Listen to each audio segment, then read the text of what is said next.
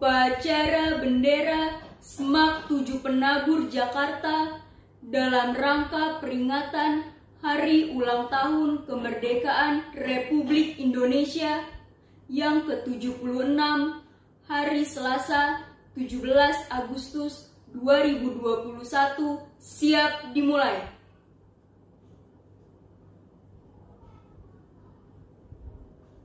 Penghormatan kepada bendera merah putih. Peserta diundang berdiri. Siap! Gerak! Kepada bendera merah putih. Hormat! Gerak!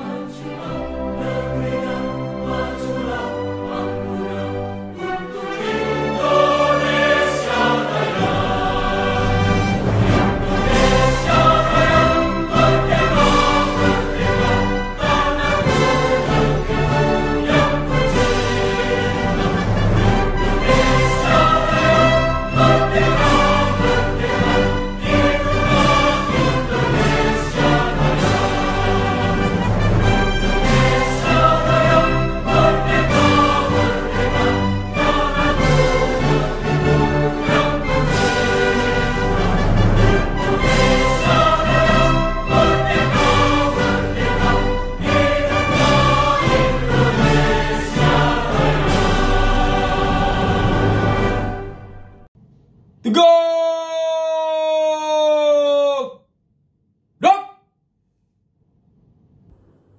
Detik-detik proklamasi.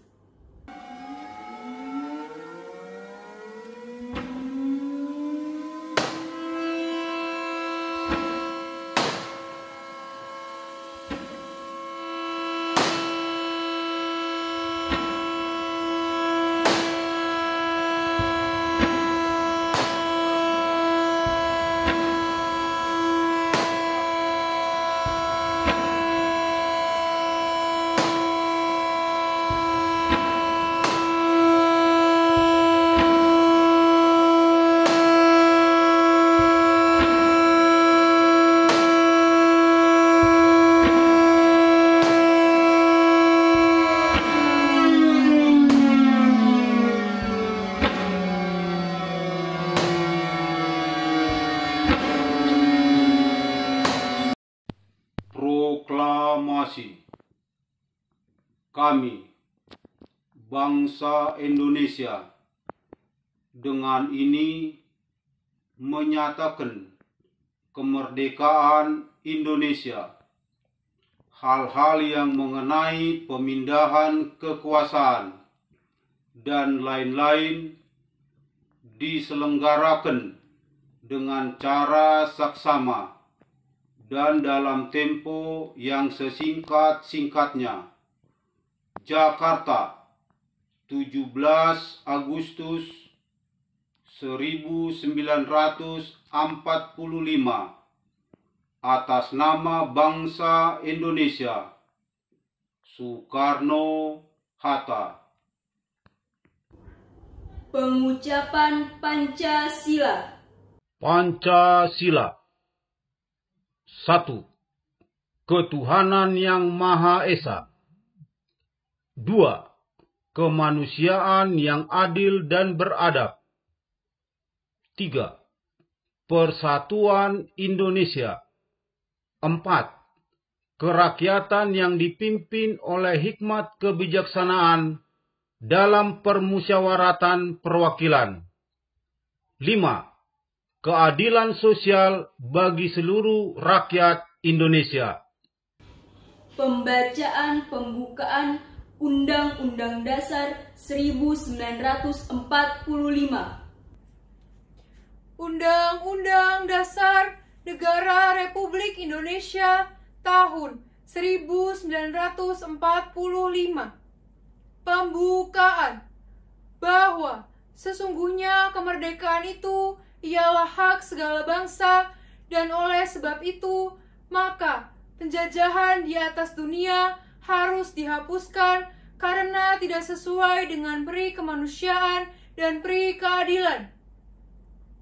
Dan perjuangan pergerakan kemerdekaan Indonesia telah sampailah kepada saat yang berbahagia dengan selamat sentosa mengantarkan rakyat Indonesia ke depan pintu gerbang kemerdekaan negara Indonesia yang merdeka, bersatu, berdaulat, adil, dan makmur. Atas berkat rahmat Allah yang Maha Kuasa dan dengan didorongkan oleh keinginan luhur supaya berkehidupan kebangsaan yang bebas, maka rakyat Indonesia menyatakan dengan ini kemerdekaannya. Kemudian daripada itu, untuk membentuk suatu pemerintah negara Indonesia yang melindungi segenap bangsa Indonesia dan seluruh tumpah darah Indonesia, dan untuk memajukan kesejahteraan umum, mencerdaskan kehidupan bangsa, dan ikut melaksanakan ketertiban dunia yang berdasarkan kemerdekaan, perdamaian abadi, dan keadilan sosial. Maka disusunlah kemerdekaan kebangsaan Indonesia itu dalam suatu undang-undang dasar negara Indonesia yang terbentuk dalam suatu susunan negara Republik Indonesia yang berkedaulatan rakyat dengan berdasar kepada ketuhanan yang Maha Esa, kemanusiaan yang adil dan beradab, persatuan Indonesia, dan kerakyatan yang dipimpin oleh hikmat kebijaksanaan dalam permusyawaratan perwakilan, serta dengan mewujudkan suatu keadilan sosial bagi seluruh rakyat Indonesia. Amanat oleh pembina upacara. Selamat pagi Bapak, Ibu, dan anak-anakku semua. Salam sehat bagi kita semua. Bersyukur hari ini kita dapat memperingati Hari Kemerdekaan Bangsa kita yang genap berusia 76 tahun. Tepat pada hari Jumat 76 tahun yang lalu, Soekarno dan Muhammad Hatta membacakan teks proklamasi di Jalan Pegangsaan Timur nomor 56. Jika dulu suasana mencekam karena pasukan Jepang berjaga-jaga di lapangan Ikada, sehingga akhirnya pembacaan teks proklamasi dipindahkan ke halaman rumah kediaman Soekarno, maka sekarang kita pun melakukan upacara dengan kondisi yang tidak sedang baik-baik saja. Kita tidak dapat melaksanakan upacara di lapangan upacara, kita tidak bisa mengibarkan dan mengerek bendera. Kita melakukan upacara secara virtual karena memang ada bahaya pandemi COVID-19 yang juga membahayakan nyawa kita. Adapun tema peringatan Hari Ulang Tahun Kemerdekaan Bangsa kita adalah Indonesia Tangguh, Indonesia Tumbuh. Saya mengajak kita merenungkan arti dari kata tangguh dan tumbuh. Kata tangguh dalam Kamus Besar Bahasa Indonesia adalah artinya sukar dikalahkan. Adapun 4 karakter atau 4 ciri-ciri manusia tangguh menurut Brightside berdasarkan pendapatnya Amy Morin, seorang psikoterapis. Yang pertama, ciri-ciri manusia tangguh adalah bisa menyeimbangkan emosi dengan logika. Kita harus bisa menjaga keseimbangan emosi dan logika sehingga jangan sampai emosi menguasai logika kita dalam proses pengambilan keputusan. Kemudian ciri manusia tangguh yang kedua adalah cepat menyesuaikan diri. Orang-orang yang secara mental kuat akan fokus menghadapi kenyataan yang berubah dengan cepat. Kemudian ciri-ciri yang ketiga adalah bisa menghadapi rasa takut. Orang yang bermental kuat akan menghadapi rasa takut, tetapi mampu mengatasi ketakutan itu sehingga tidak menghalangi langkah mereka.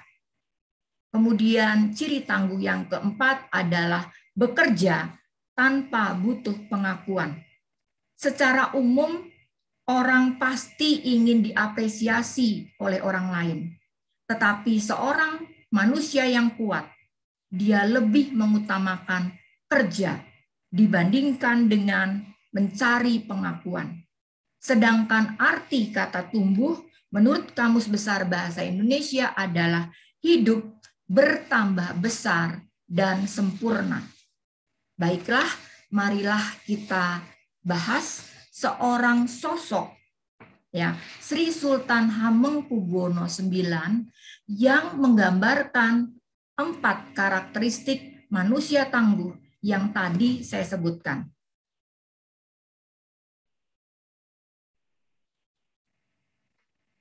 Ini sosok Sri Sultan Hamengkubuwono IX.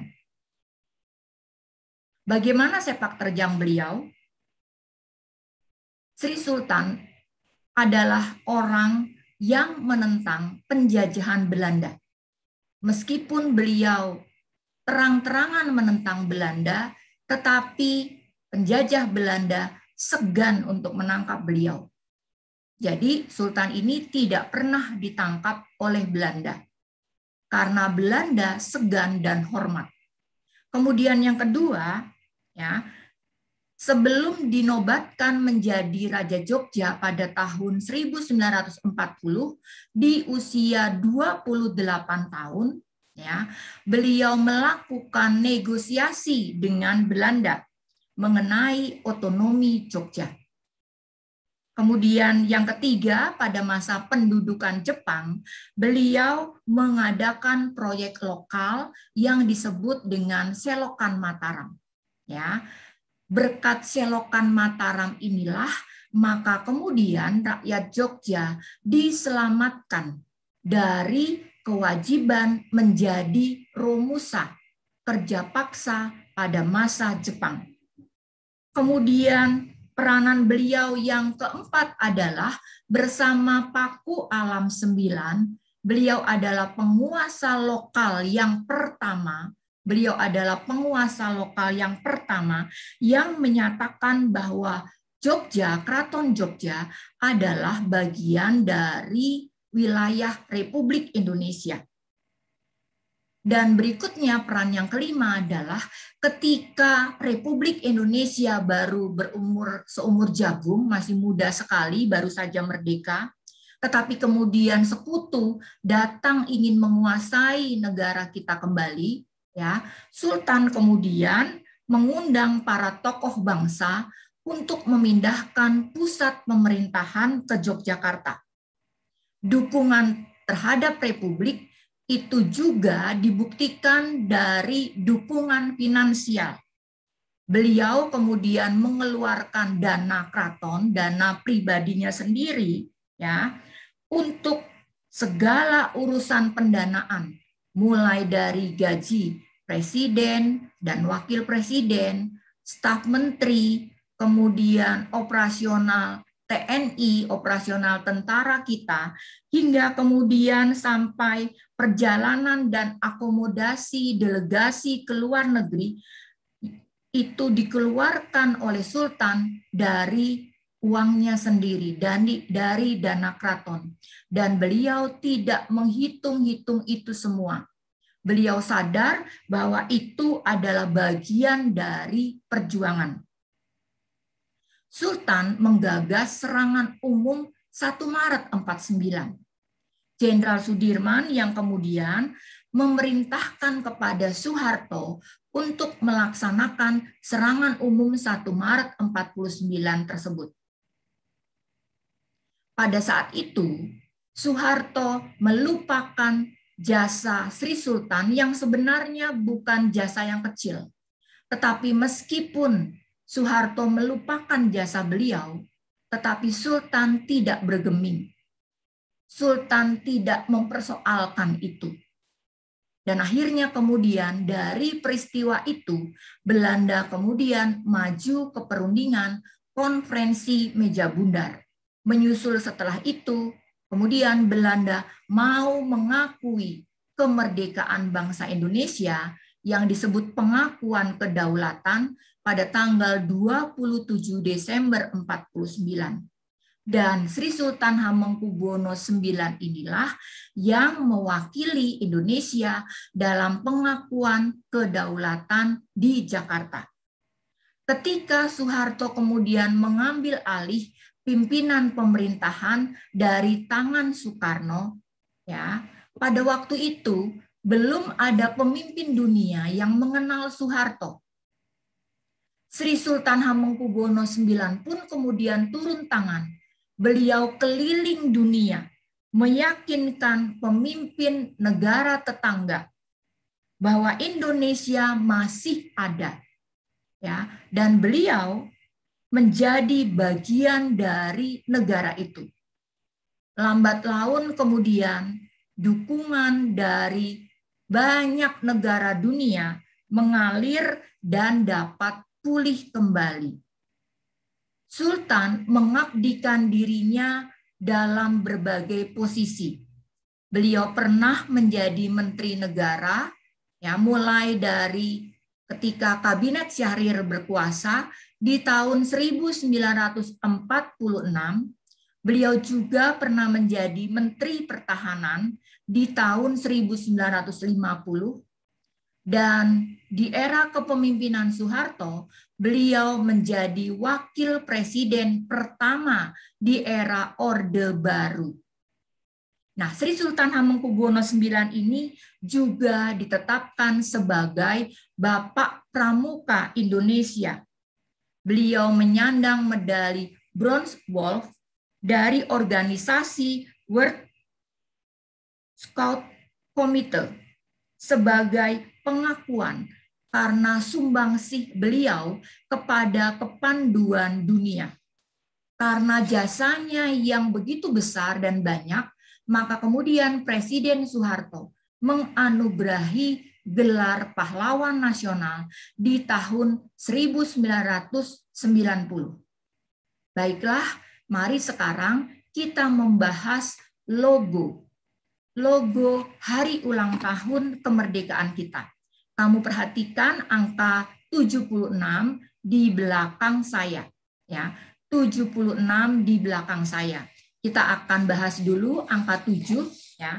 Angka 7 itu diasosiasikan sebagai tiang pancang infrastruktur yang sedang dicanangkan oleh pemerintah untuk mendukung percepatan pembangunan perekonomian.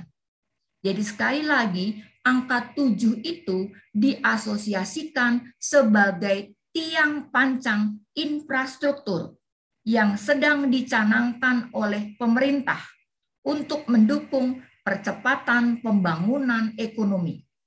Sedangkan angka 6-nya itu diasosiasikan sebagai orang, yang tegak itu orang, ya, dan roda, lingkarannya itu adalah roda, orang dan roda yang sedang bergerak terus maju ke depan, ya, melambangkan pertumbuhan dan percepatan perekonomian. Selamat mensyukuri dan merayakan hari ulang tahun kita bersama. Kalianlah generasi muda yang tangguh itu, karena kalian adalah sosok yang bisa menyeimbangkan emosi dengan logika. Kalian cepat menyesuaikan diri. Kalian adalah sosok generasi muda yang bisa menghadapi rasa takut. Dan kalian adalah orang yang giat bekerja. Tetap jaga kesehatan, tetap semangat. Tuhan menjaga dan memberkati kita. Merdeka! Mengheningkan cipta. Bapak dan Ibu guru terkasih beserta teman-teman sekalian, mari kita mengambil waktu sejenak untuk mengenang jasa para pahlawan kita yang sudah gugur mendahului kita demi mewujudkan kemerdekaan Indonesia. Mengheningkan cipta dimulai.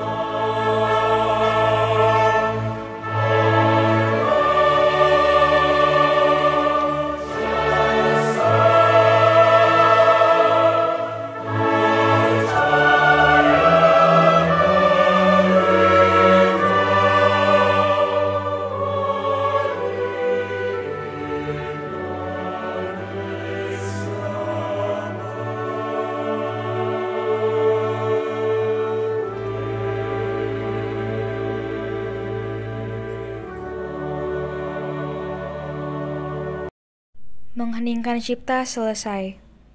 Menyanyikan lagu wajib nasional Hari Merdeka.